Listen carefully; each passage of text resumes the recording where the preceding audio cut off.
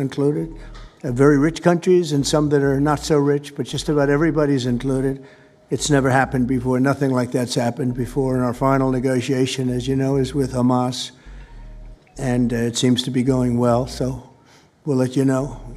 If that's the case, we'll be leaving probably on Sunday, maybe Saturday, maybe a little later than Saturday evening, but that seems to be our schedule. It should be clear to all Americans that we have a very serious left-wing terror threat in our country. Radicals associated with the domestic terror group ANTIFA that you've heard a lot about lately, and I've heard a lot about them for 10 years. And other far-left extremists have been carrying out a campaign of violence against ICE agents and other officials charged with enforcing federal law. In Chicago, anarchists have surveilled at least 4 local ICE facilities and posted diagrams of the buildings online, meaning nothing but bad, accompanied by photos of specific ICE agents that they're targeting, one in particular who's a top person and a great patriot. In July, approximately a dozen Antifa-aligned militants stormed the ICE facility in Texas and then lured officers out of the building before firing dozens of rounds at police. They were crazy, frankly, shooting one Texas officer in the neck. And in Portland, Oregon, Antifa thugs have repeatedly attacked our officers and laid siege to federal property in an attempt to violently stop the execution of federal law. Everything we're doing is very lawful. What they're doing is not lawful. And what the governor and the mayor of, as an example, you could say of Portland, and you can say certainly of Chicago, it's not lawful what they're doing. They have to be very careful. In addition, 2 weeks ago, a radical left terrorist in Dallas conducted a sniper attack on a local ICE facility, killing 2 people and leaving behind a note that read, "Hopefully this will give ICE agents some real terror." That's bad. This attack came the very same month that Charlie Kirk was assassinated by a far-left extremist who inscribed the words, "Hey fascist, catch," meaning catch the bullet, onto the bullet shelf itself. The epidemic of left-wing violence and Antifa-inspired terror has been escalating for nearly a decade. At universities, Antifa has organized riotous mobs to attack campus speakers. I see it all the time. And these are agitators, anarchists, and they're paid. And you'll find that out. You'll be finding it out very soon. You should see what we have on these people. These are bad people. These are people that want to destroy our country. We're not going to let it happen. They've used armed gangs to assault local police in cities nationwide, and they've attacked journalists reporting on their crimes. So the journalists that report on their crimes, don't worry, you're very safe. I hope that's not going to turn you around, but they have been very threatening to people, but we're going to be very threatening to them, far more threatening to them than they ever were with us, and that includes the people that fund them. Probably some of the people I know, some of the people I dine with, but if they do, they're in deep trouble. So we're going to be looking very strongly at the people that are funding these operations. When you see the signs, and they're all made out of a beautiful paper, beautiful, nice, stiff, very expensive paper, with beautiful wood handles, all the same color. They come from very expensive printing machines. These are not people that write out their signs in a basement that believe in something. These are paid anarchists. At least 3 of these courageous journalists have personally been victims of Antifa attacks. Andy No has been repeatedly beaten by Antifa thugs for his work in Andy is a very serious person, too, I have to tell you. I've been watching him for a long time. Is Andy here? That's what I thought. Hello, Andy. I thought that was you. You're looking better than you do out on those streets, huh? You look much better. It's nice to have you. You feel a little safer here, I think, maybe. Well, not that safe, because you have them. You have to worry about that.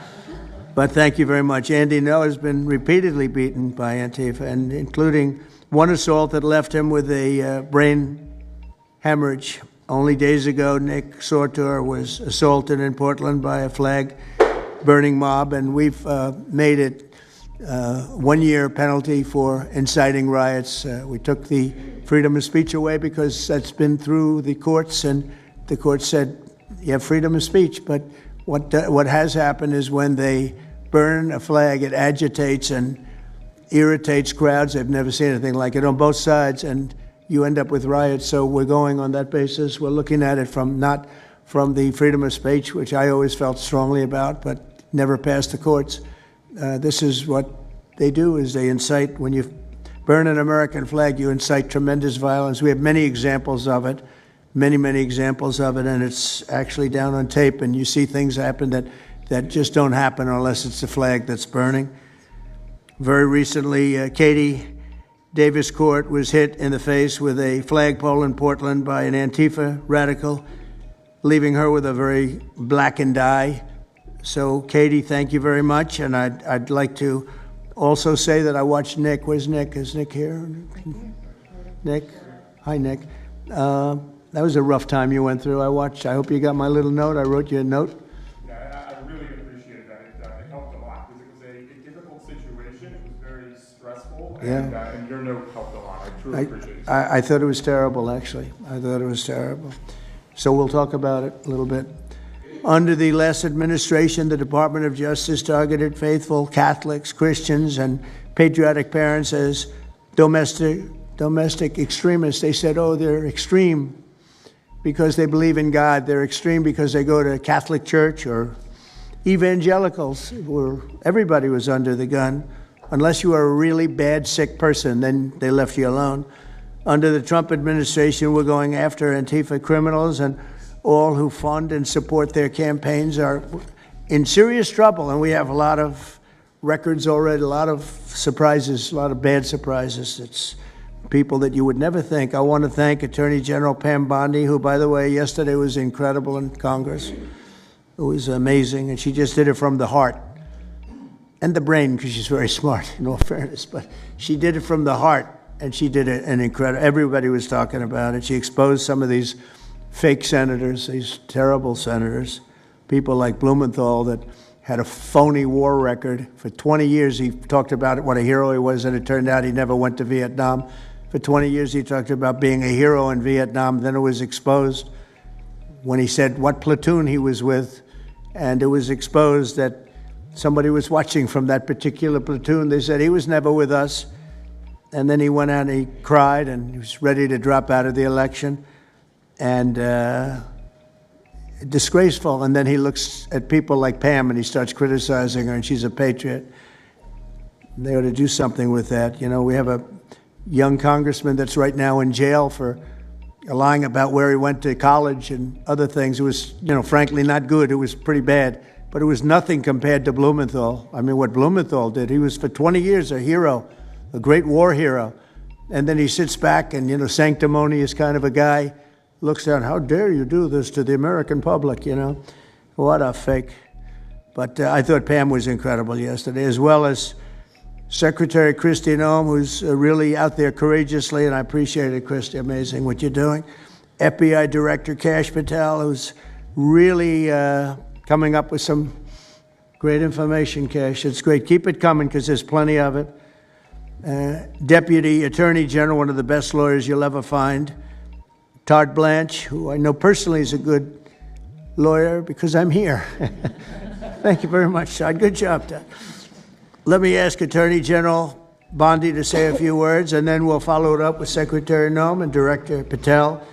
And we're going to have some of the people around the table, very courageous people, and they're going to be talking, journalists, almost all, and they're going to be talking, and we'll take some questions from the press at the end. Okay, Pam, please. Thank you, President Trump. And as you made clear, Antifa is a domestic left-wing terrorist organization. We've seen them on video for years because they wanted to be seen and they got away with it. They beat journalists, they attack courthouses, they attack police stations, they dox and assault our law enforcement officers. The Biden administration let them commit these crimes with total impunity for years. So did Democrat leaders like Pritzker and Mayor Brandon Johnson. Last week, independent journalist Nick Sorter was arrested just for protecting himself against Antifa. I saw it online and I called Nick. I couldn't believe what happened. He did all this just trying to save our American flag from being burned. He was pushed down and assaulted, yet the local police arrested Nick, not the Antifa thugs who did this to him. Antifa feels empowered to operate in the open because weak Democrats have turned a blind eye to their actions. Their hatred for President Trump and for law and order agendas fuels their violence.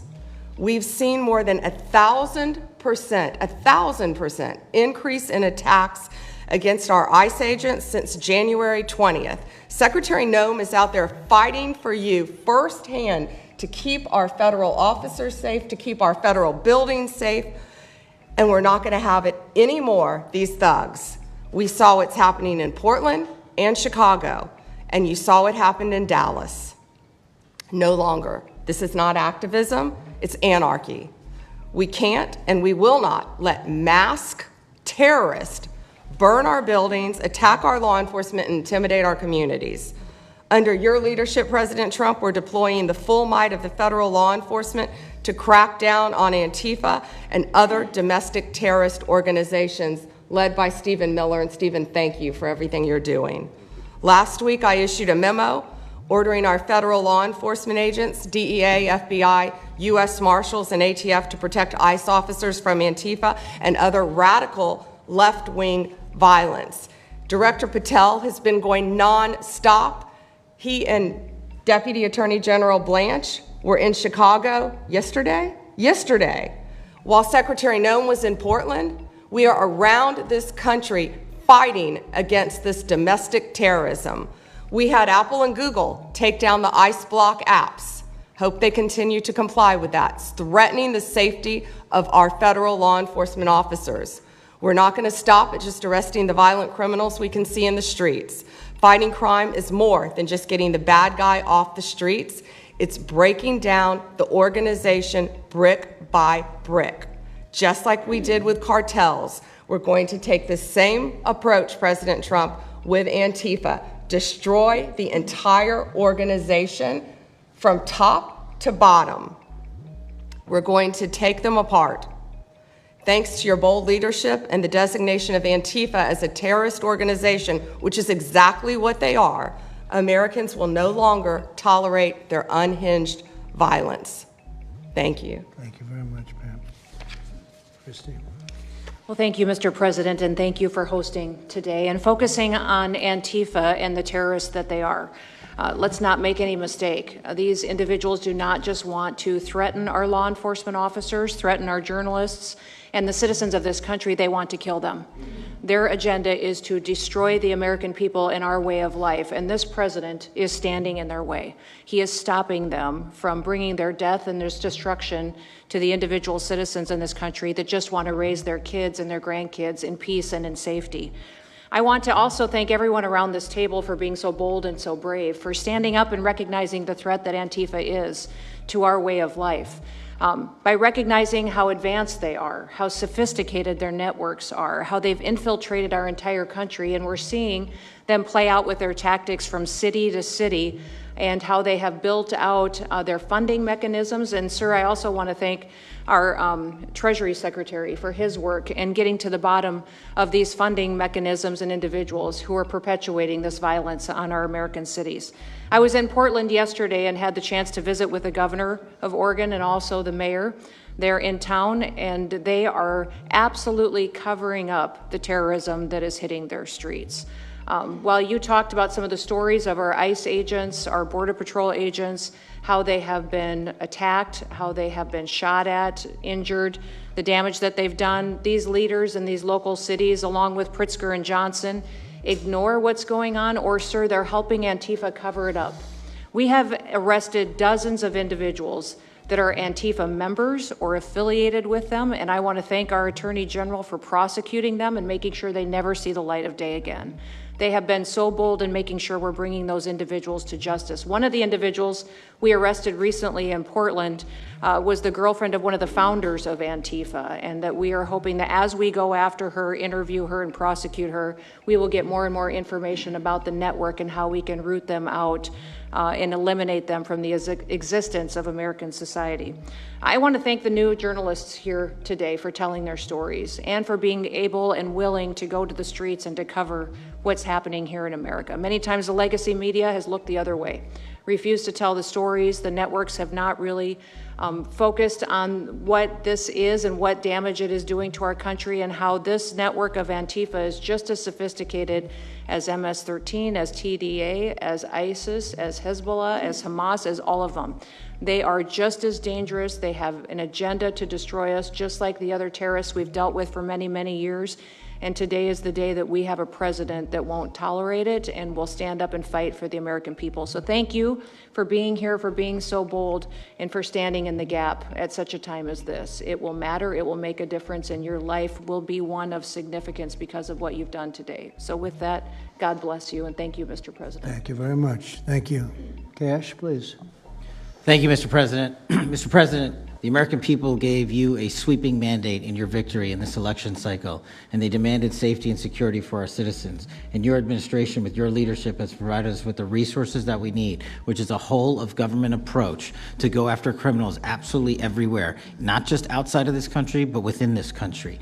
And that takes a whole-of-government approach. The interagency seated up here with the Department of Homeland Security, our Attorney General, our Deputy Attorney General, and your White House staffers, and including Stephen Miller's leadership, has allowed us to go out there and map out these networks. What we are doing at the FBI is simple. It does not require rocket science. We are following the money. Money never lies. And that's what it's going to take to bring down this network of organized criminal thugs, gangbangers, and yes, domestic terrorists, because that's what they are. They are harming everyday citizens in every single one of our communities. And the folks you see here on the right and left, they're some of the bravest men and women we have today. They're reporting the stories live time because the mainstream media won't cover it. They're putting their lives on the line. They're standing up for the flag. The least we can do is stand up for them. So you have my thanks. I read more of your stories than I do theirs because you guys are putting out the truth. And we deserve a country where you are protected as equally as they are. We, in this FBI, will go after with the criminals with a vengeance. We will not rest until we find every single seed, money, donor, organization, and funding mechanism that we have. And I want to echo the Secretary's comments on Scott Bessent, who's allowing us to map out these networks through their financial criminal activities, which has been going on for decades. And I would like to remind the American public, they built this disease temple of corruption over decades. And in 8 short months, Mr. President, you have crippled their foundation because of your leadership here, because of the interagency, because of people like Deputy Attorney General Blanche, and because of Attorney General Pam Bondi's fearless leadership to go after criminals wherever they are. They will not be able to hide. They were able to hide and conspire with prior administrations, and we are exposing their corruption from within. And we will go to every single city in this country under Operation Summer Heat and the other operations we are doing at the FBI to bring these criminals to justice. We will arrest every single one of them from whatever perch you sit in, private or public, no matter how your goal or your ambition is. It will be crushed by the Constitution because the American people deserve law and order, and that's what we're going to give you. Thank you very much, Cash. Great job. Maybe we'll start over here. Would any of you like to say something? Feel free. You can say it in front of a fine group of people, also journalists and reporters. You want to start? Sure. Go ahead. Absolutely. President Trump, members of the cabinet, really appreciate you guys bringing this together. And the fact that we are here today on such short notice shows how serious you guys are taking this issue of trans terrorists and frankly, the cities and police departments that are cooperating with Antifa, such as Portland. I mean, the Portland politicians are literally willing to sacrifice their own citizens just to appease these Antifa terrorists. It's sickening. I've seen it firsthand, obviously. When I went to jail that night, never expected it to happen. I thought that they were maybe removing me for my own safety. It never crossed my mind that I was the one that was being arrested for a crime after I was just thrown into a hole. I heard from the Department of Homeland Security after I had gotten out of jail and one of your, I won't say exactly who it was, but somebody very close to Secretary Noem over here said that they were legitimately worried for my safety in the Portland jail. But luckily the Portland jail was, I was the only one there, essentially, because they don't actually arrest people in Portland, besides conservative journalists, I guess. So, look, I'm glad that it was not a good night for me. Let's just say that. It was not fun sitting in that jail, but I'm glad to see what has come of it. And I've been able to talk to a bunch of FBI agents, ATF agents, DHS agents that I didn't even know existed until I went there and went to that ICE facility. And the morale is at an all-time high. It is so exciting to see these guys know now that they have the backing of the Secretary, the DOJ, as well as the President of the United States, and they are there to do their job. They are going to fulfill this mission and deport these violent criminals. I believe one of the ones that I did a ride-along with Secretary Noem yesterday, President Trump, and there was a pedophile that had come into the country 5 times over the past 7 years. 7 years, and apparently under the Biden regime that was just allowed to happen. That was fine, no problem. It's concerning to me that you're seeing the Portland Police Department, as well as the governor of Oregon, and the mayor, of course, coming out and running defense for pedophiles that have entered the country illegally 5 times. It's crazy. I'm glad it's taking a front row seat in the media. And, they're being forced to talk about it in reality because, we're the ones that were on the ground. We're the ones that are actually reporting what's going on. Much of the legacy media has been either ignoring it or covering for Antifa for years now. So thank you guys so much for taking this seriously. And President Trump, you mentioned that flag. So remember, you put out a truth right after That's right. I saw that. Took this flag from that man that was burning it in the street. I saw it. Do you know who he is? Oh yeah, I know exactly who it is. So why don't you give it to Pam? Give it to the Attorney General, and let's start prosecutions. Yeah. I actually have a second flag that he tried to burn as well. So I have 2 of them from the same guy. Well, you also saw what happened when that flag started burning. Everyone went crazy. And that's when it started, when they started burning the flag. So thank you. If you could give the information, it would be great. Absolutely. And at least that horrible night made you famous. You got He was already I got a text from the President of the United States, so I appreciate that. And President Trump, after that happened to Nick, I called Harmeet Dillon and we opened a pattern and practice investigation into the Portland police very publicly as to how they let this happen. Thank you, sir. Mr. President, Brandy Cruz, you're going to hear us be very fired up today, and you can tell, and it's because some of us have been covering Antifa for 15 years and have never had anyone in a position of authority even acknowledge their existence. And I'll also tell you that I think that had you not done, the single most powerful thing you've done to deal with this scourge has been acknowledging that Antifa is a real thing. I genuinely believe there would be people at these tables who would be dead today and would have been killed in Portland had you not called them a terror organization and said we're going to bring the full weight of the federal government to bear. I talked to Katie Daviscourt in Portland the other day. She'd been assaulted all summer. And she said the same thing, that it seems quick to violence as soon as you made that designation. So they're thinking in their heads, they're worried. There's been 24 or so arrested in Portland. They don't want to go to federal prison. There's this video of them, one of them who was in the face of an ICE agent, and then he's in custody shaking. Once you take the mask off, they're nothing. And I was told by probably a dozen people not to tell you this. I'm going to tell it to you anyway, because it's relevant to what we're talking about. I'm living proof that you can recover from TDS. I had strong Trump derangement syndrome for probably 8 years. This is one of the reasons I recovered from it. And by the way, it's much better to not have TDS. I'm happier, I'm healthier, more successful. I even think I got a little more attractive after I got rid of my Trump derangement syndrome. Yes. I'm a reporter in Seattle, and frankly, I could not care any less what any of you have to say about this meeting. Could not care any less. We're not here for you. I'm not here to convince any of you that Antifa is a real thing, because if you have not come to that conclusion by now, you are never going to come to that conclusion because you don't want to see it. And you're going to go and you're going to say it's a bunch of right-wing conservative influencers who are here spinning a tale. I was one of you. I was a mainstream reporter in Seattle for 10 years. I was a TV reporter on the streets doing my job, and I was still assaulted by Antifa.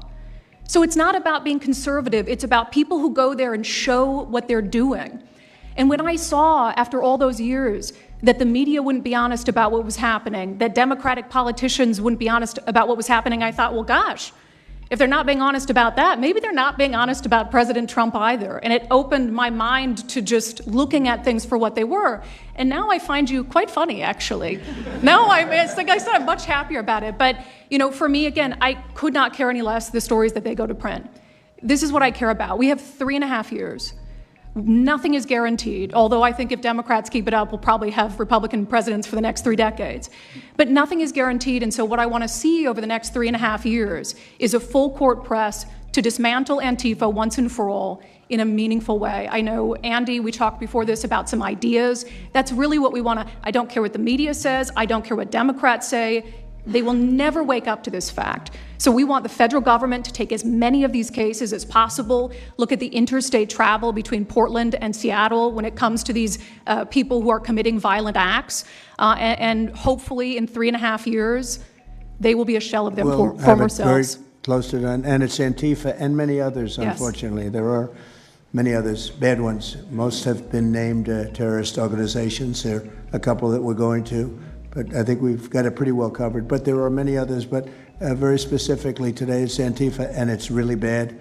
And we're going to get it cleaned up. Andy, do you have something? Thank you very much. I'm glad you no longer have TDS. I feel very good about that.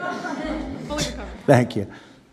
Thank you, Mr. President and members of the Cabinet. I have a lot of gratitude and a little bit about my background. I'm born in Portland, Oregon, from there. And growing up, it's always been left-wing, very progressive. And I liked it. It had cafes and artists and those who lived a bohemian lifestyle. And in 2016, I was a graduate student at Portland State studying political science. I was an editor at the student paper there, a very progressive paper. And I was assigned to cover the election night demonstrations. Well, the elections night protests turned to riots, 3 days of violent rioting in Portland. And it was the first time that I saw groups dressed in black with their faces covered. This was 4 years before COVID. Some of them were waving the black flag of anarchism, some the red flag of Marxism. And within seconds, they would ravage one street to another, to another, to another. And the next day, I would read the legacy media, which I still read at that time and looked forward to, and I looked up to those journalists. And I was really shocked to see that the narrative was that these, in my view, anti-democratic political violence was legitimate acts of protest because people were concerned about racism or all these other lies. And so for the next 4 years, I just continued going out with my video camera. I thought, look, people can ignore what I write because of spin, but videos can quite speak for themselves. And in 2019, it led to me nearly losing my life. I was covering another Antifa protest turned riot. At that point, had been routine in Portland, and then I was ambushed in a mob beating. And I had never been in a fight. I didn't even realize that I was being assaulted until seconds in. And the punches came from everywhere on my head and my face, and I was bleeding out of my eyes and ears, and then they threw all the drinks in my eyes to humiliate me further and to laugh at me. And I was rushed to the hospital in an ambulance and CT scan, and I had subarachnoid hemorrhage, which is bleeding in the brain. I nearly died. And after surviving that, the reporting that I saw in liberal media it seemed to suggest that I had deserved it, because they branded me far right, and some even went so far as to suggest that I maybe faked my injuries. A BuzzFeed reporter asked for my medical records, which I did provide, but this felt so, it's like because I didn't die in that attack, there was another round of people who wanted to finish me off.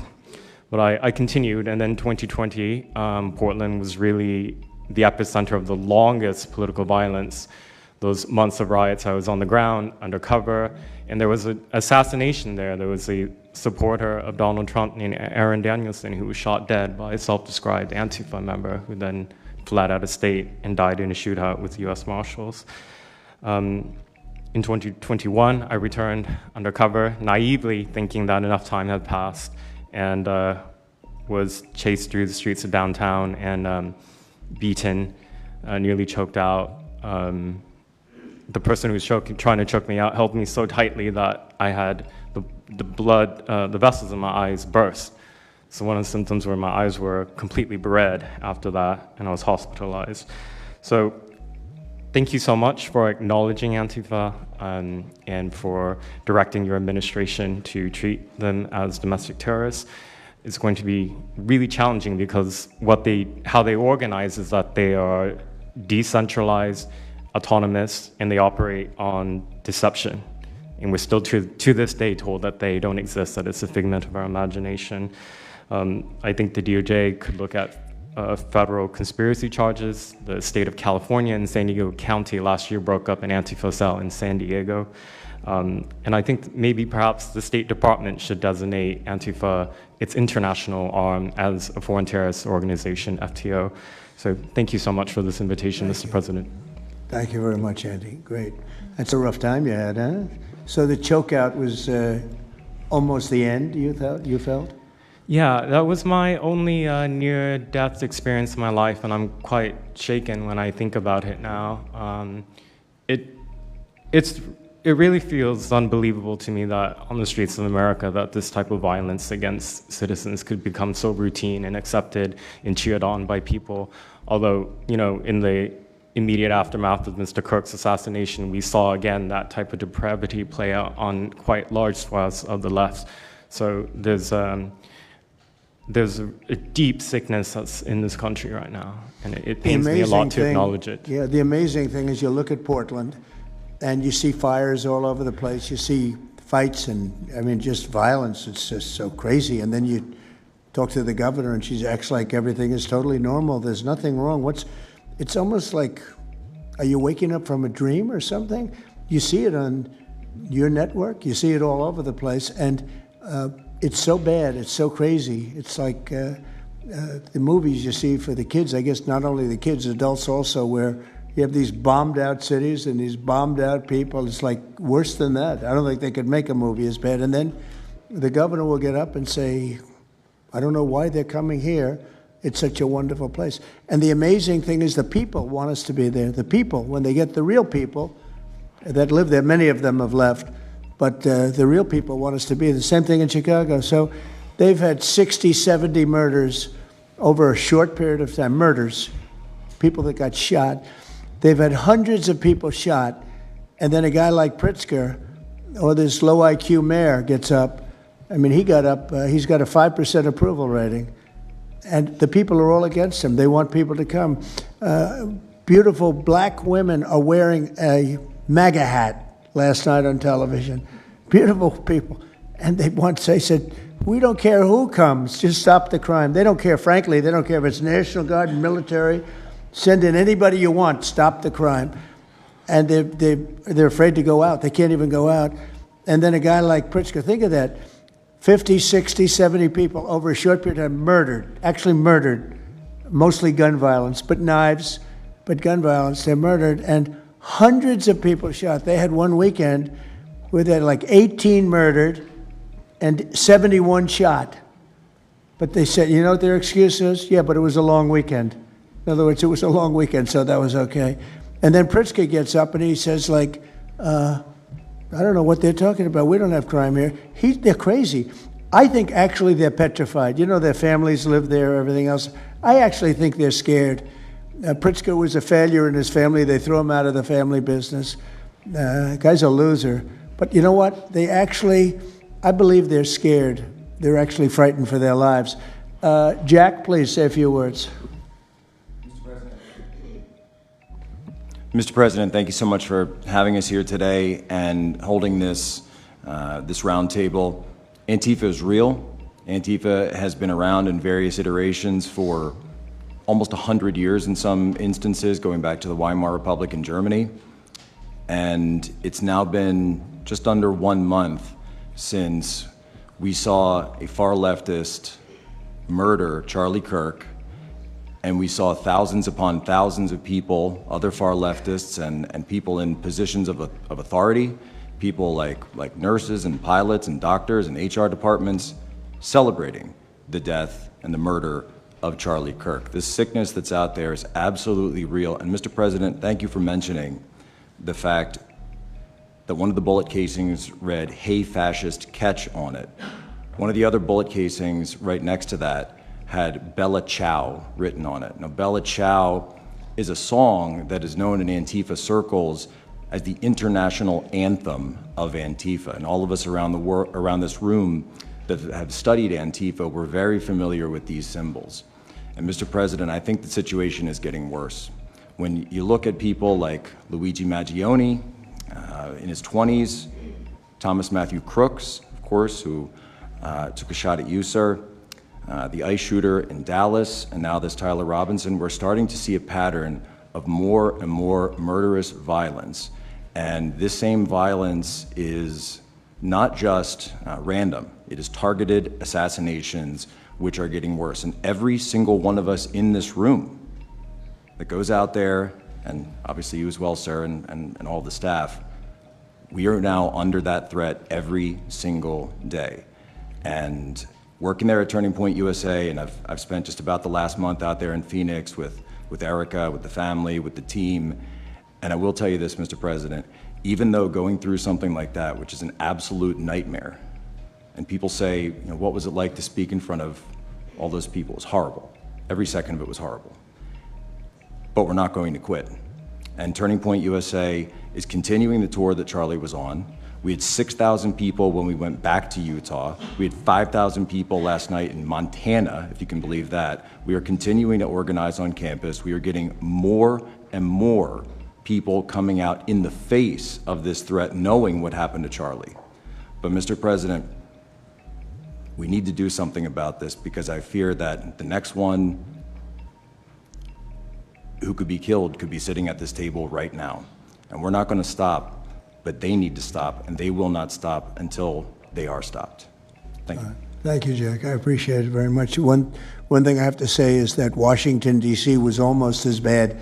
I don't know what could be worse than Portland. You don't even have stores anymore. They don't even put glass up. They put plywood on their windows, but most of the retailers have left. But Washington, D.C. was so bad, and Pam, I'd say it took 12 days to really make it pretty good, and a month to make it great. And now people are going out to dinner. The restaurants are booming. They don't have enough seats. They're opening up new restaurants because many of them closed.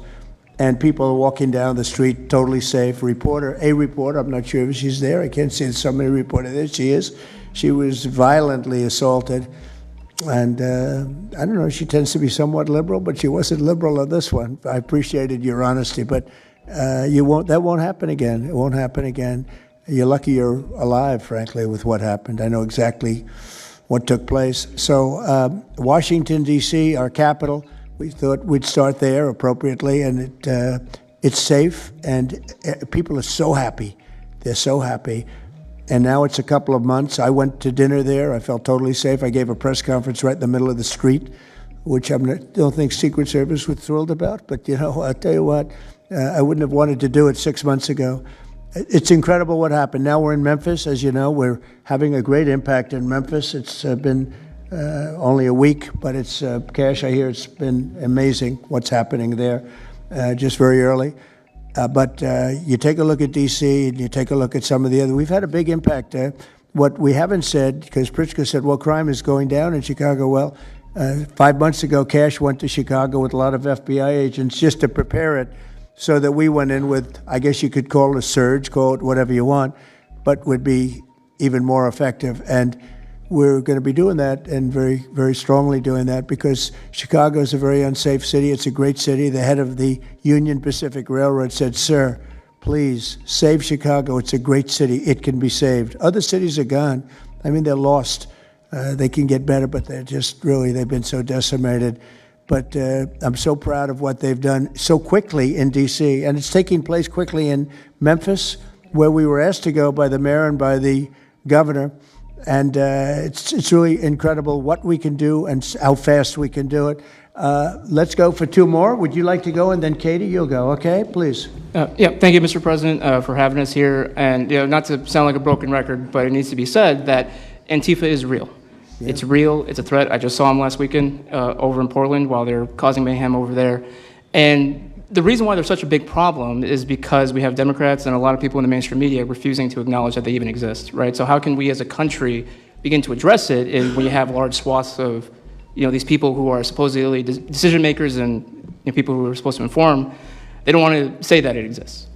Because the common argument is like, well, they're not a real organization because there's no national leadership, they don't have a national headquarters, so how can law enforcement go after a group that doesn't exist like that? Well, law enforcement goes after criminal groups that organize to rob banks or do smash and grabs.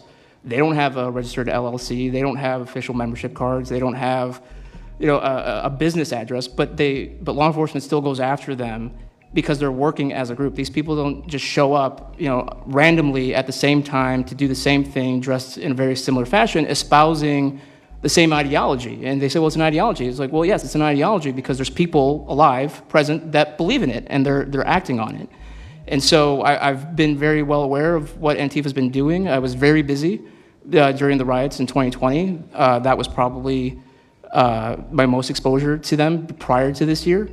I've been at the ICE facility at Broadview. I'm originally from the Chicagoland area, unfortunately, but that's where I grew up around. Like I said, I was in Portland. I was covering the riots in Los Angeles as well. And probably one of the most disturbing parts about that is, in addition to Antifa being present, they were tagging the streets with CJNG, which is Cartel Jalisco Nueva Generación, which is a cartel. So you have these people who are working basically in concert with other terrorist groups to say that we're here, we're present, and we're gonna attack federal agents and people who are gonna expose what we do. And so, to be clear, political violence, sustained political violence that we're seeing in this country is not a both sides issue. I was, I was at Charlie Kirk's memorial in Glendale recently. Conservative gathering, totally peaceful. It was the most peaceful gathering that I've been at. Every other time that I've been covering violence in the streets, just this year, just this year, it's always been from left-wing people, radical left-wing people. And it's not even just Antifa anymore. The shooting that happened the defensive shooting that happened in the Chicago area, that wasn't someone dressed in black bloc. That was just somebody that had taken upon themselves to go out and try to interfere and ram federal vehicles. So people are becoming more and more radicalized, and it was to be expected, unfortunately. And the reason why we're in this position today is because after I was done covering the riots, I was at the border from the San Diego sector all the way down to the Rio Grande Valley sector, covering the border crisis month after month. And we all knew the solution to that. We all knew why it was happening. It's because, well, it's racist to have a border. It's like, well, actually, it's not, but okay. And so it required you to come back into office and to fix the problem, but it's no longer just a border issue. It's a nationwide issue, and that's one of the reasons why you got elected back into office, because thankfully the American people said we're not going to deal with it anymore. But unfortunately, there's a lot of people, as we've seen, who are willing to take to the streets to do violence. And that's a scary thing, because typically when I was in 2020, I was covering Minneapolis, Los Angeles, Portland, Seattle. I was over in Chaz, and that was to be expected. But now, because the issue of immigration, illegal immigration, is so widespread, riots can happen anywhere. Attacks can happen anywhere. So that's why it was weird kind of going back to my home state to cover this violence. I mean, just after the Dallas shooting, they were chanting outside Broadview, shoot ICE, shoot those, efforts, shoot those efforts. So I'll just leave that. Thank you so much again for having this. This is very dangerous. We don't work for companies that have billions of dollars. We're running and gunning often on our own. We became friends. A lot of us are friends because we would see each other all the time, and we became friends because we wanted to have someone watch our back while we're out there. Because like I said, we're just out there. And but we'll continue to do it because it's an important topic. It's an important issue. The American people deserve to know what's happening in these chaotic situations, and we're more than happy to do it. So thank you, sir. Great job. Thank you very much. Katie, please. Hi, Mr. President. It is an honor being here today, and I first wanted to start by thanking you guys for designating Antifa a terrorist group. It's exactly what this group is. It's a long time coming. I'm an investigative journalist from Seattle. I work for the Post Millennial alongside Andy No and Jack Posobiec. I have been infiltrating Antifa cells in Seattle and Portland for the past decade. I know their inner workings, and Antifa uses extreme political violence to crush the civil rights of their political enemies and believes that violence is justified by any means necessary. But today, I want to focus on what is happening in Portland at the ICE facility. I've been covering this for the past 4 months, and this is a call out to corporate media who has completely ignored this story or has falsely reported on it. This is nothing short other than a sustained attack on the United States, which is being supported by Democratic elected officials. The Portland Police Bureau has completely abandoned several blocks outside the ICE facility, giving away their jurisdiction to a terrorist group who has spent the past 4 months harassing, assaulting, and intimidating anyone they perceive to be against their cause. Not only have federal agents been relentlessly assaulted for more than 100 consecutive days, black-clad anarchist militants concealing their identities behind black facial coverings have been assaulting reporters just for trying to cover their crimes. Today, I am sitting here with a black eye and a concussion after being violently hit in the face with a metal pole while reporting outside the ICE facility just this past week. After the attack, I immediately went to three Portland police officers who refused to detain the suspect. I took the time to chase down the suspect in the streets, had her held for 35 minutes. I was waiting for Portland police to come, and they never came. Then that's what opened my eyes to what this group is actually doing. I watched 20 Antifa militants help my assault suspect escape into an Antifa safe house that is 1 block away from the ICE facility. And this safe house is where Antifa-affiliated protesters are conducting paramilitary operations. It's where they're arresting, they're showering, they're eating to continue this occupation. I have staked out this safe house and have observed shift changes. This group is highly organized. It is being funded through mutual aid groups, and they have no plans of stopping. Residents living across the ICE facility have been held hostage by Antifa. They're begging for federal intervention. The city refuses to help, and they want you, President Trump, to come in and restore law and order. I want to stress the importance of taking this situation seriously, because when I first started reporting on this occupation, I went undercover in Black Bloc. I talked to these Antifa militants. I lasted for about a month. They believe that ICE agents are the Nazi Gestapo who need to be killed. They told me that directly, and I think that if this situation is not taken as seriously as it is, it's just a matter of time before someone gets killed. And thank you for having me. Thank you, Katie. That's pretty incredible. The only question nobody can answer is why. Why are they doing this? They're like insurrectionists. They're terrible people. But you really wonder why. Why are they doing it? What are they gaining other than they're obviously paid? They're paid a lot of money. Go ahead, please. Mr. President, if I can answer that question, the reason why they're doing it is because the same media that's sitting in this room with us has declared all of us at this table Nazis and fascists, and they've been doing this for years. This is why Antifa feels emboldened to attack us. Now, almost every single person at this table has been threatened with a steel bat. We've been assaulted, we've been harassed, we've been threatened, and that is in huge part due to the media. So my message right now is for you guys. Because 2 years ago, back in 2020, by the way, I was censored for my reporting on Antifa here in Washington, D.C. You were talking about how safe it is now, Mr. President. It wasn't so safe back then. Back in 2020, I watched as a father was being mobbed and surrounded by Antifa members as his terrified, crying children looked on and the police here did nothing. I watched as a woman had her hair violently ripped out of her skull simply for waving an American flag on the streets of Washington, D.C. And by the way, if you guys try to go and find any of this footage, you won't find any of it because Twitter deleted all of it because our president shared my reporting and they deleted my entire account immediately after. So now, if you want to know what happened in 2020, all you're going to see is the media headlines that said that it was fiery but mostly peaceful. Thanks for that one, CNN. The reality is that it was an extremely violent period of time, and for the last 10 years, Antifa has been wreaking havoc on law-abiding and innocent American citizens, and it needs to end.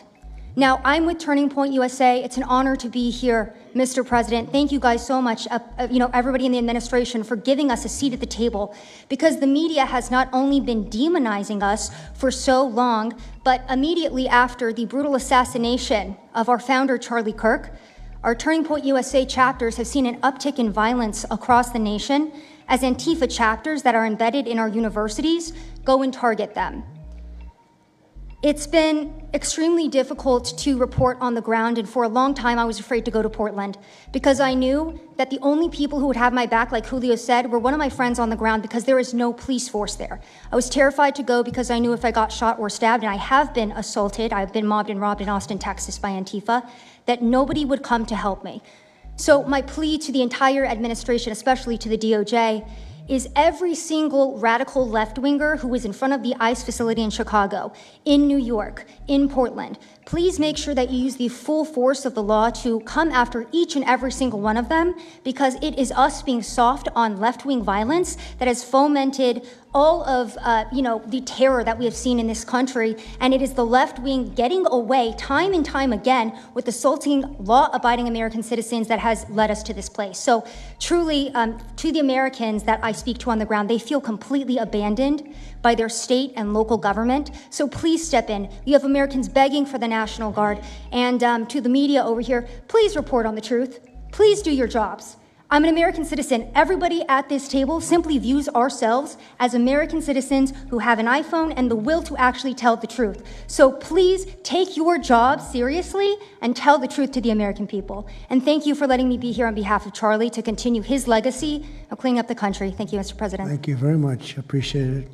Wow, you feel very strongly, I can see. I'm mad. I got beat up so many times, Mr. President. My friends have gotten beaten up, and I want to cry right now from happiness because we have been completely ignored for so long. For almost 10 years, we've been getting assaulted on the streets. I have watched children cry as their parents have been attacked on the streets. That should not be happening at our nation's capital. So please, again, the DOJ, please utilize the full force and go after each and every single one of these people. Fantastic. Thank you very much. Great job. Impassioned.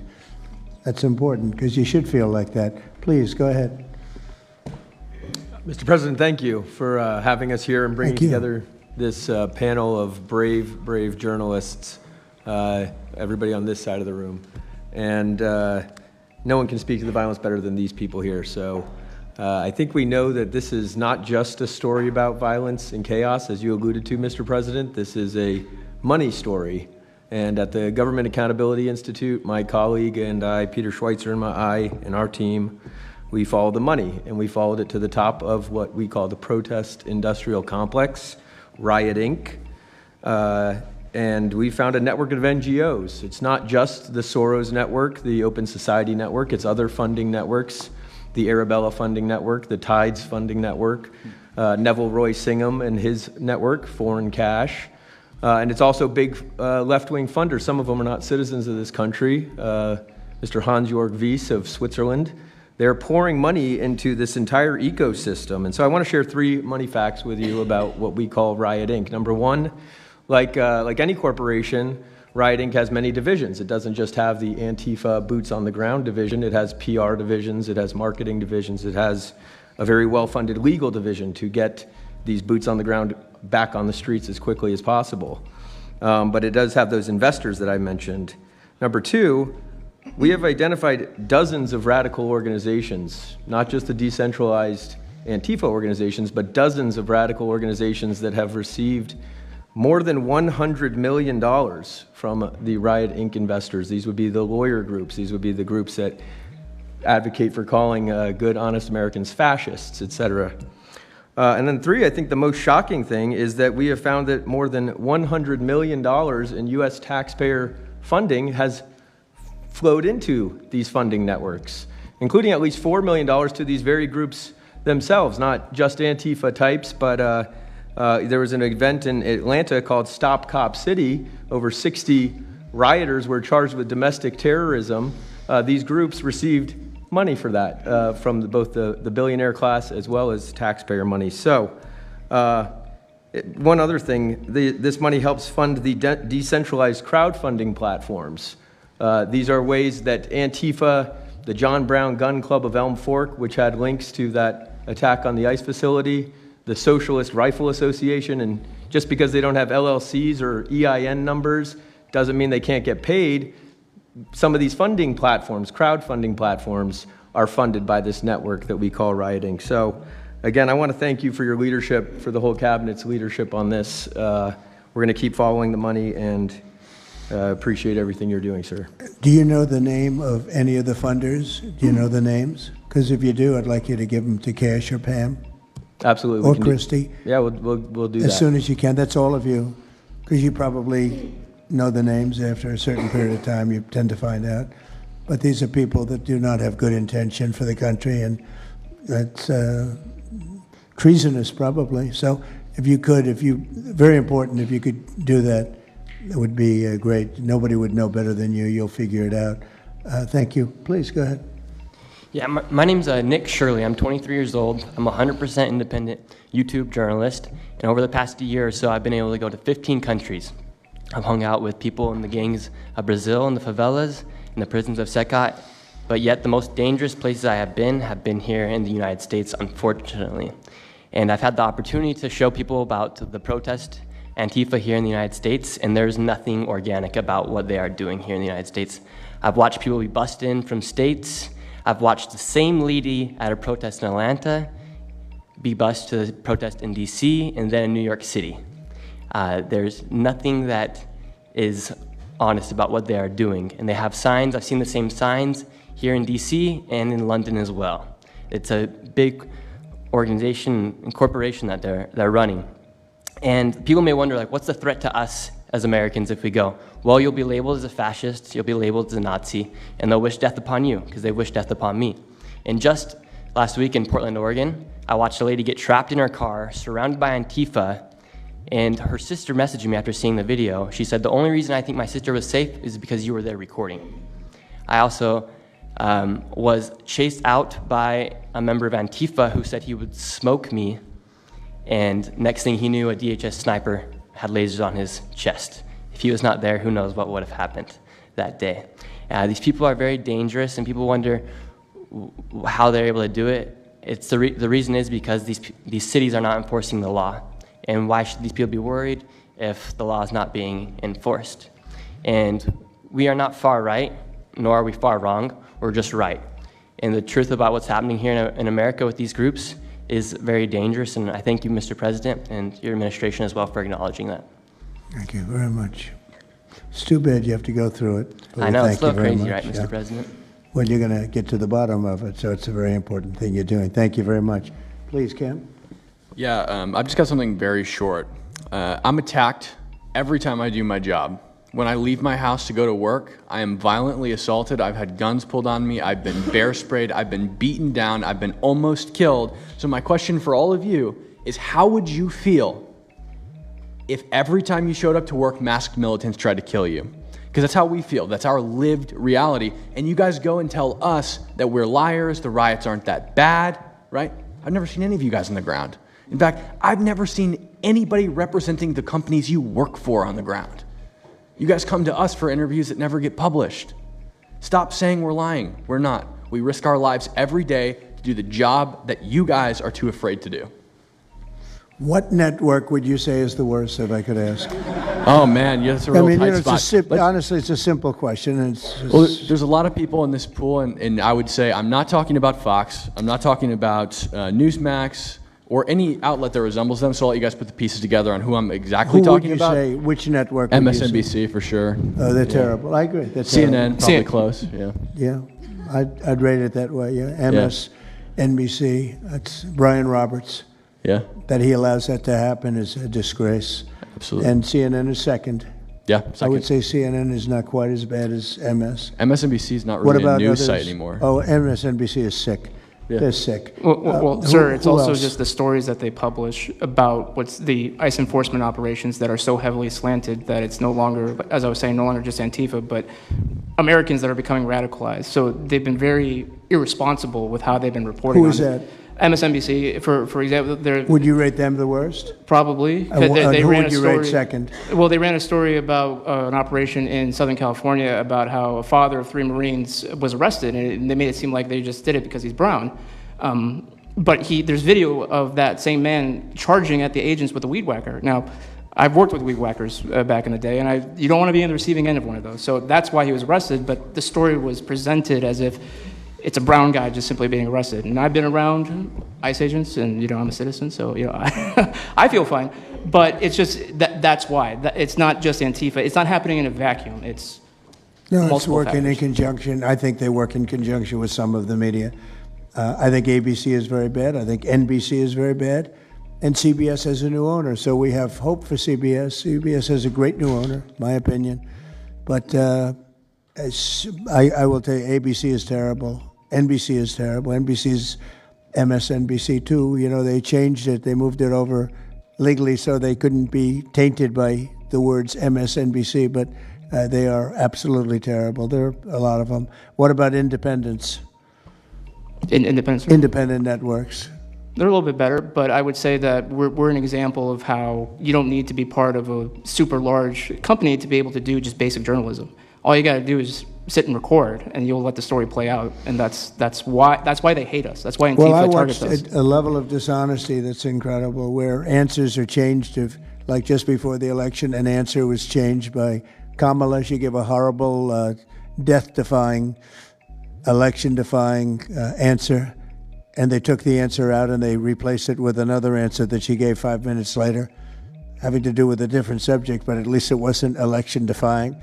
No, the level of dishonesty with the media is incredible, whether it's on Antifa or many of the other groups. You're talking about Antifa, and I know that's close to your heart because that's the one that's most affecting you, but there are others that are as bad or almost as bad as Antifa, having to do with different people, different sections of the world, but it's terrible. We're not going to let it go on in this country. We're not going to let it go on. And a big problem is not all of them, but some of the networks out there. And you do wonder why. You really do. Okay, please. Go ahead. Yeah.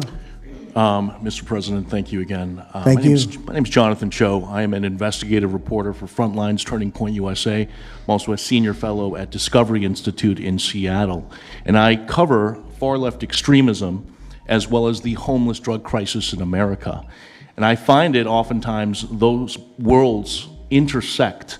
And hot off the presses, what I wanted to bring to your attention today is a report from a Capital Research Center here in D.C. in conjunction with Discovery Institute. They just put out this study right now. And what it shows is that Antifa is heavily embedded in the homeless and housing nonprofit sector. In many cases, the homeless industrial complex is running cover for Antifa. Antifa is benefiting from American tax dollars, and they're essentially being used as the muscle. Let me give you an example. There's a group called Stop the Sweeps in many U.S. cities right now. They get in front of encampment sweeps. What they're doing quietly is they're bringing in Antifa militants to manufacture a crisis to make the police look bad. Another group right now that is behind Antifa and working with Antifa very closely, based on the research that we have right now that we're going to give to you and your team, are the Democratic Socialists of America, also known as DSA. Again, these far-left progressive groups tend to be aligning themselves with Antifa. So finally, in closing, what I wanted to thank you again, Mr. President, is that a few months ago, earlier this year, you put out an executive order on homelessness and the drug addiction crisis in America, and that's sent the entire homeless industrial complex on the run. You have absolutely moved the needle and changed the game. But what's also come out, again, is that there is a connection, a deeply embedded connection with the homeless housing nonprofit game in America, connected to Antifa and the far-left activists. And finally, I just wanted to say that all of our resources at Turning Point USA and Discovery Institute are at your disposal, and we will continue, again, to carry on the legacy of Charlie Kirk. He would have wanted us to pursue and chase the story. Well, he was a good friend of mine, as you know, and he helped us get elected. Us, it really is us. It's even some of them, but not too many of them, not enough of them. And did you notice when we mentioned CNN and MSDNC, the cameras went off. 2 of the cameras immediately went off, but they're not going to cover it anyway. The problem we have is that this is a very important meeting, but you'll see very little press about it. These are major statements being made by major people, including the people right here, and you're not going to see too much about it. They don't like to cover this kind of thing. So it's very dishonest what's going on there. I think the press is a big factor. Please, go ahead. Thank you, James. Mr. President, thank you so much for having us all here to bring attention to this matter. You did mention MSDNC, CNN, a handful of those other outlets that have been lying about, various things, but especially what ICE, the brave men and women over at ICE have been doing. I was talking to Antifa members in Portland the other day, and a lot of these people genuinely believe, they buy these lies, and they genuinely believe that they're fighting against literal Nazis and not brave men and women that are putting their lives on the line to basically, enforce basic immigration law, right? That everyone seemed to agree with up until maybe a few years ago, a handful of years ago. So once again, thank you so much for having me. My name is James Klug. While my primary job is traveling around the country, having conversations with Americans about various political topics and issues, I have had a lot of run-ins with Antifa over the last 5 years. And I do think that Antifa is a primary reason why many conservatives are afraid to go out and protest and make their voices heard and maybe bring friends and family to a demonstration and exercise their First Amendment right, because they are literally deathly afraid. And I talk to these people all the time. They're afraid of militants showing up in black bloc and hurting them and their families. And, I've personally witnessed Antifa assaulting hundreds of police officers. I've witnessed them firebombing police departments and federal property. I've witnessed them making death threats against federal agents, police officers, journalists. I think I've witnessed every single person here, maybe not personally, but I've seen them get, hunted down and attacked. And so, this is a group that is responsible for a good percentage, if not a majority, of the violent riots in 2021 and 2020 when Democrat mayors had a kind of a hands-off approach with these left-wing militants. Just as a quick reminder for everybody, we're talking about dozens of murders that happened in those riots. We're talking about billions of dollars of damage to property and communities all over the country. We're talking about thousands of officer injuries. So this isn't just like some little thing that they're, they punch a journalist here and there. No, they're responsible for a lot of damage and a lot of people that have, unfortunately died and basically suppressing people's voices, And so what I did want to talk about is to get this footage, almost every single person in the room here, to get this footage, you have to go undercover because you are at risk of being beaten or worse. You have to go undercover. You have to film low-key to capture them committing crimes. This is stuff that the mainstream media was not doing and has not been doing. They'll show when Antifa is maybe, it's a little bit more peaceful, and they'll show when it's more mellow, but they'll remove the cameras when things get violent and it's actually dangerous to be here. And I have personally witnessed legacy media vans showing up at a riot 300 yards away, getting out of the vehicle, filming for 30 seconds, saying something like, fiery but mostly peaceful, packing up, and to add insult to injury, you have Democrat politicians that are saying, it's just an idea, right? That's all this is. So it's just an idea. After all of this chaos, it's just an idea. Well, that idea has threatened to kill me and many of my friends that are here today. So, Mr. President, thank you so much for bringing this to the forefront. And it's definitely making a big change. Really appreciate you. One question. So why is it there are numerous groups? Antifa is terrible, but you have other groups that I guess probably are almost as bad or just as bad. Not one other group was mentioned. I'm sort of surprised at that. You just come into contact with Antifa? It seems to be that you mostly come into contact with Antifa. Please. There's a lot of overlap. And I would say that, for instance, Jonathan brought up the Democratic Socialists of America. They're basically the same thing. There's a lot of Democratic Socialists of America who are out there in black bloc, hiding their faces. And so I think we use, and I do understand, for the record, I do understand the challenge, as Andy pointed out, with Antifa as a graspable entity. I do. But at the end of the day, when you look at behavior, you prosecute behavior, right? We're not prosecuting ideas or ideology, you're prosecuting behavior. So whether you can prove that this amorphous thing is Antifa, or someone has a patch that says Antifa. It doesn't matter. Did they assault someone? Did they assault a federal agent?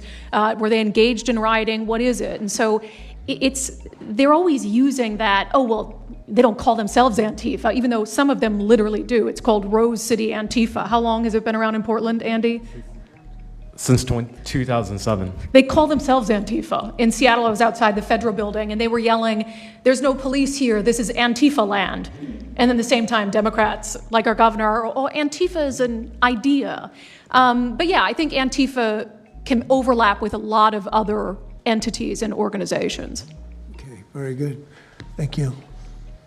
President Trump, I just wanted to add this real quick, because you were asking which mainstream media outlet is the worst. What I think, it's any of them that decided to call Kilmar Abrego Garcia Maryland Dad. Because when I'm out there on the street talking to these people, they call Maryland Dad is this human, he's actually a human trafficking MS-13 gang member that's illegally in the country. But the amount of people on the street that I spoke with that thought that he was a U.S. citizen that was being deported to Uganda is dangerous. These people genuinely believe, based on what comes out of the garbage standing over here, that you guys are deporting U.S. citizens.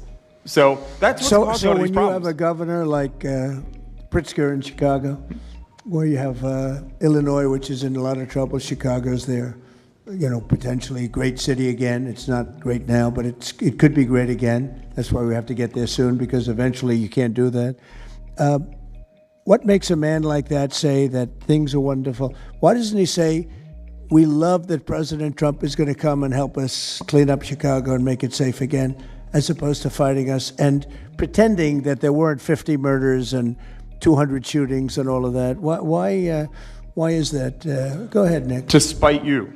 To spite the administration. That's simply what it's about at this point. Because, if you go and talk to some of these citizens, like I'll use Portland as an example again, because I've been there for so long now. You talk to the neighbors that live in the apartments next door to the ICE facility. There are veterans with PTSD that live there, and they're here all night long, screaming, fireworks being lit off by these rioters, children crying because they, can't sleep at night and they're scared of all the noise outside, and they can't leave. They can't. They got a lease. You can't just leave. These people aren't wealthy individuals, and that's one of the major problems here. And these people are afraid to come out and speak out. And they're getting no help from their government at all. They've been begging for the noise ordinance to be enforced outside of their apartment complex for months now, and the city of Portland has ignored them every single time. The victims are, as I said, they're afraid, but the governments aren't doing anything because they want to spite the administration. It's all political. And the politicians make you feel like you're foolish, like there's something wrong. How could President Trump be saying that about Chicago? And yet the night before you see that, 11 people were shot, 5 people died, and you have him talking about like it's a wonderful situation. They make you feel guilty. And a lot of people don't get over that. They just don't get over it. I think they convince the people. Do wealthy people leave too or not? Places like Portland, are the wealthy people leaving? People that can leave, are they leaving?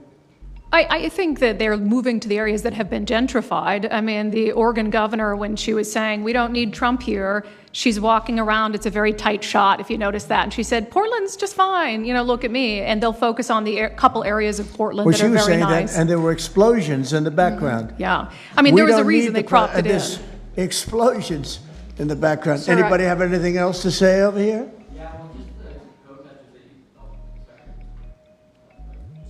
And then we'll get, should we be taking questions, or is it just a waste of time? Because they can ask questions, but, well, there's Brian, he's good. But you know what? In a way, it's a waste of time, because if you give a great answer, they don't put it on. If you give a horrendous answer, or even if you give a great answer, they make it sound like it's not a great answer.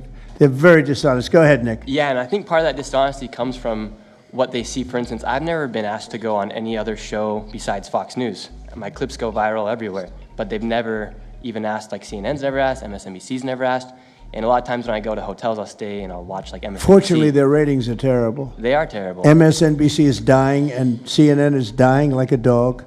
And Poor CNN, it's so pathetic. it is very You pathetic. ever see their anchors in the evening? That nobody ever heard of them. Where do these people come? I could take anybody off the street in Washington, D.C. that do a better job.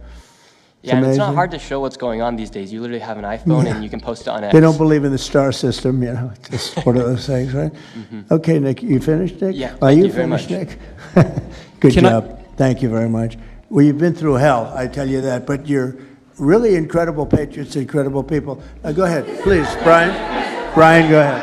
I am so thankful for each and every one of you here right now, and I'm very grateful that my network, Real America's Voice, has partnered up with many of you. Jack Sobin, you have a show on a network. Many of you, Savannah, have appeared on a network as well, so thank you for being here. My question is this: in terms of following the money, I would just notify that the city of Austin is cleared to vote tomorrow to basically waive a $120,000 fee so that a No Kings, basically an anti-Trump rally, can occur in their city. They're bypassing the fees, rolling it to the taxpayers. So my question is to you: what can the people of Austin, Texas do right now to make sure that their tax dollars don't fund a No Kings anti-Trump rally coming up? Well, you just tell me that I would love to do something about that. Bring a lawsuit, do something. The best thing you can do is have honest elections, because the elections are totally rigged in so many of these places. You take a look, the people, they're all loving you. They can't breathe. They love so much, every one of them. You don't see one negative, then all of a sudden you lose the election by 20 points. The elections are so rigged, and we proved that in 2020 more than any other time.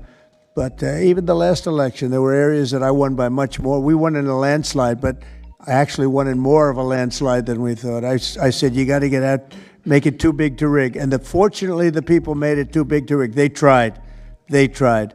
But the biggest thing you can do is have honest elections. If you don't have, and you need great media. You need borders. Wait. You need borders. You need honest media, you need honest elections, and you have a great country, and you need all three of them. Yeah, go ahead. To a lot of these radical groups that you talked about inside here. So thank you for removing. I would like you to make a big deal, though, if they're waiving a fee, but I guarantee they wouldn't waive it if it was it's not Trump. If it were a conservative rally, they wouldn't be waiving it. So maybe you can look into that, Pam. Todd? That sounds like one for Todd, Pam. Go ahead, Todd. Good luck. Thank you. Proof that Antifa actually. Who are you with? Who are you? I am with What network? I'm with Al Arabiya. It's an Arabic network based in Riyadh in Saudi Arabia. But I am the foreign pooler today. Mr. President, you said that you might go to the Middle East on Sunday. Do you mean Egypt and Israel? And would you consider going to Gaza to see what things I on would, the ground? yeah, I would. I might do that. I may do that. We haven't decided exactly. I'll be going to Egypt most likely. That's where everybody is gathered right now, and we appreciate that very much. But I'll be making the rounds, as the expression goes. I probably will. See, I Go ahead. Mr. President. Go ahead. Just to clarify, you said you might go to Gaza. You're saying that's Who the you first with? topic. I'm representing the TV pool, but I'm with NBC, sir. That's too bad. Go ahead. Well, just to clarify, you said you might go to Gaza, and then the second question I had earlier today, you said the mayor of Chicago and the governor of Illinois should be jailed. Have you asked the Justice Department to look at possible charges? No, I've seen the law, and when you have a group of people where the police call off the safety for ICE officials, I've understood that, and I've read it today in numerous journals, that's illegal. What they did is I guess it was ICE, Christie, right? They were under threat, and the police were helping beautifully, and it was fine. And then all of a sudden, a woman was on the line saying, "Everybody, move back, get out." And they were given an order by the second person in the police department, and the governor knew about it, the mayor knew about it. I understand that's a criminal offense. Do you want to comment on that, Christie? Yes, sir, we're seeing that kind of pattern happen with local law enforcement and state law enforcement, not just in Illinois, but also out in Oregon, too. In fact, in Portland, I was there yesterday, but some of the ICE officers were telling me that as they drove by the rioters that were saying, kill ICE agents, Molotov cocktails, melt ICE, that the Portland police were cheering them on and had their fists in the air cheering on the rioters that were threatening their lives. So in Chicago, we had a 10-car caravan trail our ICE officials and pin them down. And those ICE officials, to get out of their vehicles, a woman tried to ram them and run them over, and shots were fired to get them to safety. So it's happening on a regular basis, and any elected official that allows this to happen and gives cover to those kind of individuals who are perpetuating murder should absolutely be prosecuted, in my opinion. Daniel. And by the way, we have Marco Rubio. Marco, come on up here, please. He's going to bring a little stability to this group. Come on up. Does everybody know Marco Rubio? Is there anybody that doesn't? Some of the reporters don't. That's why they shouldn't be reporters. Which job is he here for today, Come sir? on up here, Marco. Anything we should know about the Middle East? That's what we're hoping to talk to you about here, Mr. President. He's doing a good job. He was born for this job, I can tell you. Daniel, please. Thank you very much. I have two questions for you, if that's okay. Seamus talked a little bit about the money aspect of this. Do you believe if you go after where the money is coming from with Antifa, in regards to Antifa, do you believe that would be similar to cutting the head off the snake, so to speak? And I have a question It would on help. this. I don't know that it would be totally complete, but it would certainly, you'd knock out 75%, 80%, 85%. These people, a lot of them don't believe it. You know, when I watch them, I say, I can almost tell a pro by, they're like professionals. That's all they do. And they get paid by somebody. I think it would knock out a lot of it. Yeah, not all of it maybe, but a lot of it. A lot of the people who we've listened to over the last hour, they've emphasized that Antifa, it's not necessarily this big organized thing. It's a bit ambiguous. It's deorganized. I think that's one of the words that Andy used. What is the challenges of going after a group that makes it intentionally difficult to go after and find? That could be for you, the Attorney General, anyone up there. Well, they're smart people, and they deceive. A lot of them are crooked people. A lot of them have been staying out of trouble their whole lives, and they've been bad from the day they were born, frankly. But these are sick people. Pam, go ahead, please. Well, they're smart, but they're not smart enough. Oh, my microphone's broken. They're smart, but they're not smart enough. They have been covered by these liberal cities for so many years. And that's why we're all working with Treasury, with all these different departments, to find the criminal conspiracy. Okay. I'm just giving. I was just given a note by the Secretary of State saying that we're very close to a deal in the Middle East, and they're going to need me pretty quickly. So I will take a couple of more questions. Please. Thank you, sir. I also have two questions for you, if I may. Have you given any more thought to possibly suspending habeas corpus to not only deal with these insurrectionists across the nation, but also to continue rapidly deporting illegal aliens? Yeah, it's suspending who? Habeas corpus, sir. Oh, I don't know. I'd rather leave that to Christie. What do you think? No, sir, I haven't been a part of any discussions on that. All right, go ahead. In the ceasefire This is CNN speaking, by the way. So, Are you this is one of the worst reporters that you'll ever see. I don't even want to take a question. It's a waste of time. Go ahead. How will you decide which workers get back pay and which workers do not? Well, we're going to see. Most of them are going to get back pay, and we're going to try and make sure of that. But some of them are being hurt very badly by the Democrats, and they therefore won't qualify. Go ahead, please. What will the administration do to foreign Antifa organizers and funders who are located overseas? Go ahead, in the yellow, please. So the Nobel Peace Prize will be announced on Friday. You've been nominated by many world leaders. By many, many countries, that's by many right. countries, as well as the hostage families. Do you think you will win? I have no idea. I mean, look, I did settle. Marco would tell you we settled 7 wars. We're close to settling an 8th. And I think we'll end up settling the Russia situation, which is horrible. 7,000 people died last week, by the way, in Russia, between Russia and Ukraine. I think we'll settle that. So I don't think anybody in history has settled that many, but perhaps they'll find a reason not to give it to me, you know? Perhaps they will. President Trump, are you participating in the ceasefire negotiations? Thank you. Going to the shutdown quickly, what is your position on the extension of health care subsidies, which is what Democrats are asking for? All I want to do is very simple. I want to get the country open, and then we're going to discuss that. And we'd like to, Obamacare is a horrible mess, and it has been from the beginning. We want to make it better, stronger, even if it costs more money, we want to make it better. The Democrats want to make it worse. The Democrats want to approve health care for illegals coming into our country, many of them coming in from prisons and mental institutions and drug dealers. They want to give them health care. We don't want that for our people because that's going to destroy the health care that we already have. We'd like to make Obamacare better for people, less expensive and better health care. Yes, ma'am. Mr. President.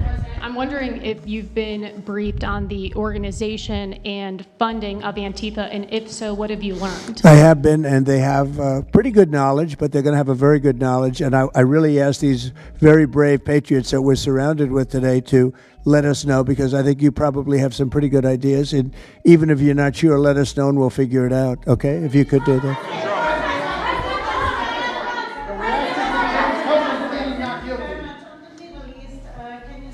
You're from Italy? No, I'm from France. Can you specify how close we are to the deal? Would that be announced today, tomorrow? And do you want to see the hostages released before you travel to the region? No, I think I'll probably go maybe before the hostages are released or shortly thereafter, pretty much shortly thereafter. Yeah, please. Participating in the negotiation. Go ahead. Who you with? Who you with? The Center Square. I had the honor of asking you originally if you would designate Antifa a terror organization. And I stand here before you today, and I'm echoing what Andy said over here. Are you going to work with your administration, as the Secretary of State's here, are you going to work with your administration to designate it a foreign terror organization? You mean a terror? Antifa? A foreign terror organization. Well, has that been done?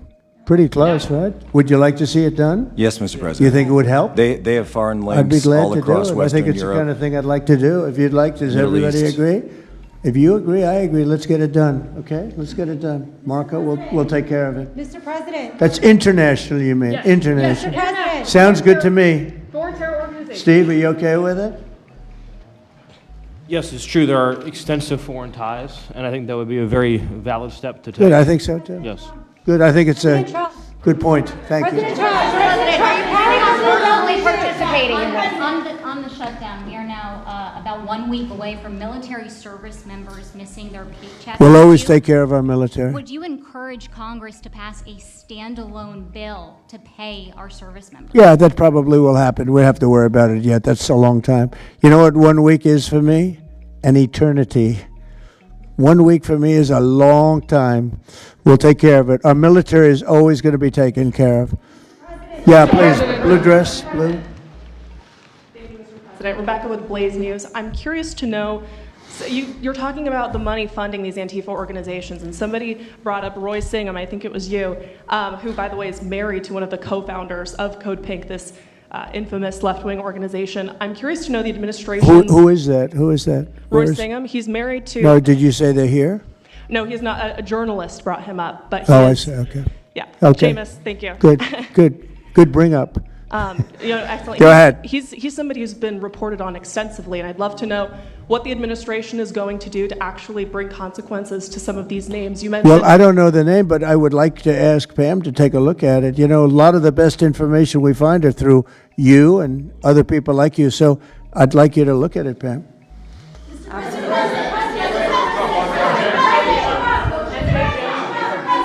In the back, please. Compelling proof that Antifa did infiltrate on January 6th, dressed up like Trump supporters and incited violence. Is that something that you would want the new J6 committee at Congress to look into? Well, I've heard that. They dress up like, they're fresh out of MAGA, but they have nothing to do with MAGA. And they make trouble and they try and blame it. And yeah, we know some of that and we will be acting on some of that. We've seen it. So I think you could stay a little longer, but you know, the problem is, although you have some very honest journalists in here, you also have some largely dishonest journalists like MSDNC and CNN. I think they're very dishonest, unbelievably. It's like a waste of time even talking to them. But I have to go now to try and solve some problems in the Middle East, although I'm very well represented by our Secretary of State. He could probably do an even better job than me. But who knows? We don't want to take any chances. So we're going to go and do that. If you'd like, Pam, would you like to stay for another 5 minutes, 10 minutes while we have all these great people? And I'll let Pam and Christy take over and get some good points out. I just want to thank the people around the table in particular. You've been amazing. You've been brave. You're real patriots. You're real patriots.